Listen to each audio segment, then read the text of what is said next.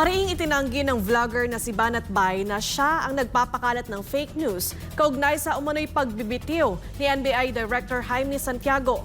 Nagpaabot ng mensahe ang vlogger sa NBI Chief. Ayon kay Santiago, bagamat biktima lang ng fake news si Banat Bay, ipagpapatuloy pa rin ang investigasyon laban sa mga taong nasa likod ng maling impormasyon. Narito ang balita ni Cherry Light.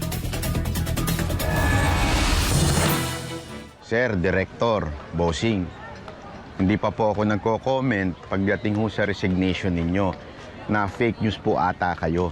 Iba pong page ata yon, pero pangalan ko ang ginagamit. Hindi pa po ako nagko-comment tungkol sa resignation ninyo. Ito ang mariing iginiit ng kilalang vlogger na si Banat Bay hinggil sa pagkakadawit ng kanyang pangalan sa issue ng fake news laban kay NBI Director Jaime Santiago. Sinabi ng vlogger, kasalukuyan pa siyang nagbabakasyon sa Europa kaya wala pa siyang pagkakataon na makatutok para mag-vlog kaugnay ng politika sa Pilipinas.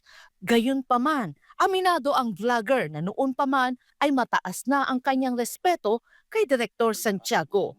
Alam nyo, Mr. Director, I have high respect for you kasi sabi ng aking tatay na abogado at kanyang mga kaibigan na abogado, kayo daw po ay patas, kayo daw po ay talagang kagalang-galang na dating hukom.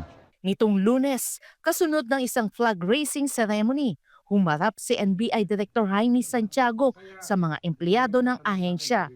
Isa-isa niyang pinasinungalingan ang mga isyong ibinabato laban sa kanya at nagdesisyon siyang magsumite ng irrevocable resignation nitong nakaraang Biyernes. Nabanggit din ni Director ang pangalan ng vlogger na si Banat Bay na umano'y nagbigay ng pahayag kaugnay ng kanyang pagbibitiw na agad namang pinabulaanan ng retired judge. Sinabi raw umano ni Santiago na mahirap ipagtanggol ang administrasyong ito, madadamay ka sa kapabayaan nila na mariing itinanggi ng NBI chief. Ayon kay Santiago, paiimbestigahan niya kung gaano katotoo ang mga kumakalat na pahayag at mensahe na iniuugnay kay Banat Bay. Umabot nga sa akin yan at sinasabi, Banat Bay. So, I ordered an investigation. Ngayon, na-receive ko rin yung ano niya na sinasabi niya na hindi siya yun at fake news yun. So, therefore, nakikita nyo, kapwa vlogger na nabibiktima pa ng fake news spreader. Ay, grabe na ang ating social media. Sa kabila ng paglilinaw ng vlogger, giniit ni Santiago na magpapatuloy ang investigasyon laban sa mga nasa likod ng fake news. Kaya may nagtatanong sa akin, tuloy pa rin daw ba investigation? Ituloy pa rin natin ng investigation.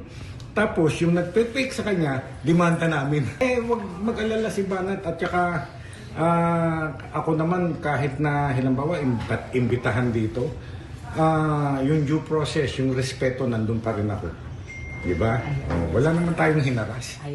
Para sa Diyos at sa Pilipinas kung mahal, Cherry Light, SMNA News.